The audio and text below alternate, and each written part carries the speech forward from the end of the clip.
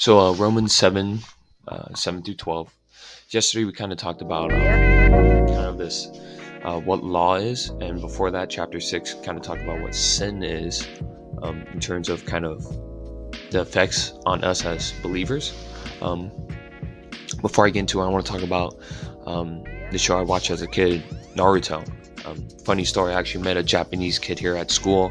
His name's Daigo, and he pronounced it differently. He's from Japan, so it totally sounded different. And when I told him I watched Naruto, he started laughing at me. But I thought that was kind of funny. And so, getting into the show, there's this character. His name's Orochimaru. He has a tragic backstory, um, and he ends up being saved. And correct me if I'm wrong. I think he gets like this sudden urge to, pursue knowledge and to kind of pursue it and know everything. He wants to discover everything, and the idea itself is great and all. To pursue knowledge, to pursue this, is um, it's not bad. It's actually, a good thing to have.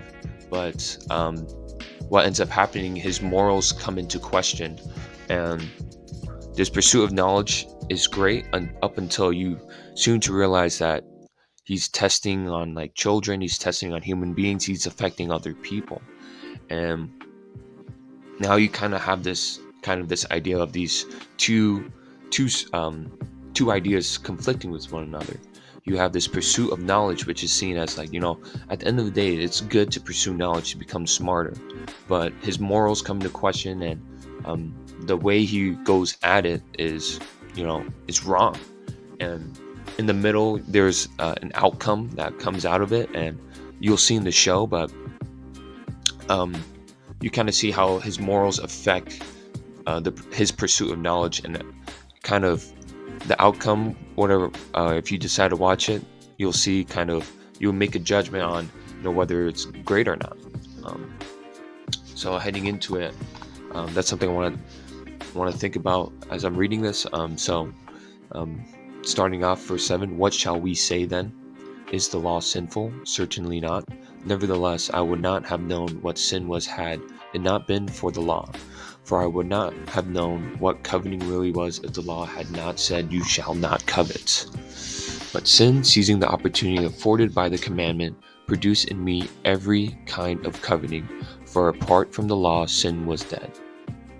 And a couple things I saw in verse 7. I said, I would not have known what sin was had it not been for the law.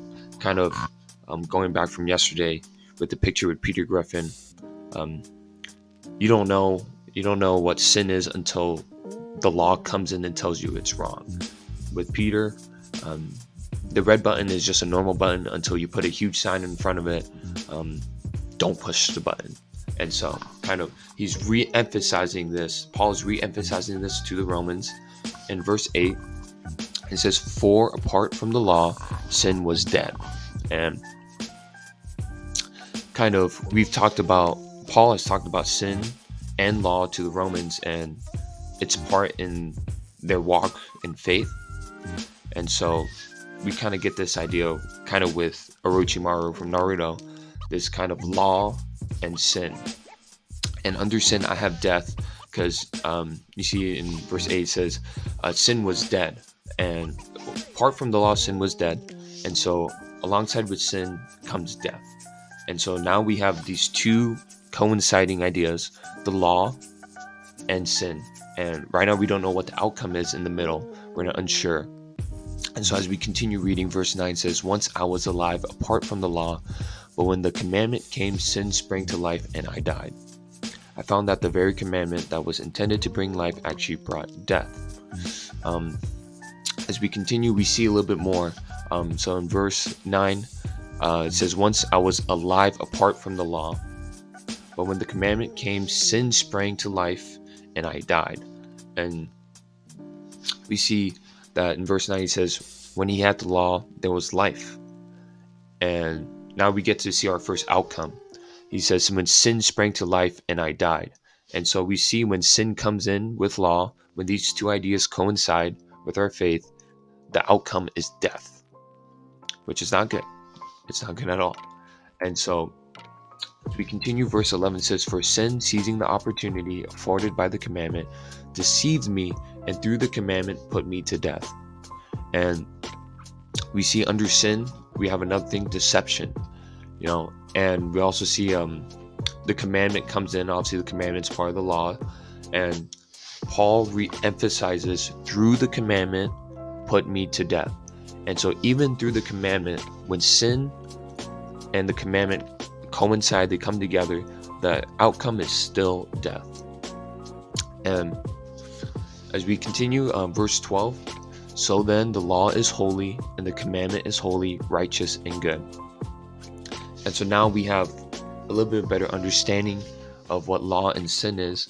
In chapters 6 and 7, we kind of saw how sin is obviously detrimental to our faith, and the law can be detrimental too. But he's trying to say that it doesn't mean the law is bad. He's just telling us, he told us in verse 12 specifically, the law is holy and the commandment is holy, righteous, and good. And it's just that when you have sin and the law coincide together, the outcome is death. And so I think that's extremely important for myself. And going off the idea of deception, when you hear things about the Lord where, people say, God will always forgive you. And, the devil can use that. He can deceive you and tell you, well, if that's the case, just go out and live life. Go out and just sin away. And you can go out and do something bad and you just say, put it on God's tab. It's on God's tab.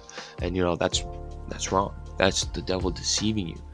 The law is holy, but the devil is deceiving you, using, your sinful nature to shift the meaning of the law. And so I'm going back to Orochimaru. It's kind of that same idea as, as Christians, we have these two conflicting ideas. We're, as we said before, we're called to these different set of laws as believers that the world doesn't follow. And, sin can come in and affect this. And so, in conclusion, I think reading today's small passage, I come to an understanding that the differences between law and sin and how they interact. And it's important to recognize deception whenever you feel like the devil could be using your knowledge to affect you. One way that I like to think of it is, the more you know, the more susceptible you are to doing bad things.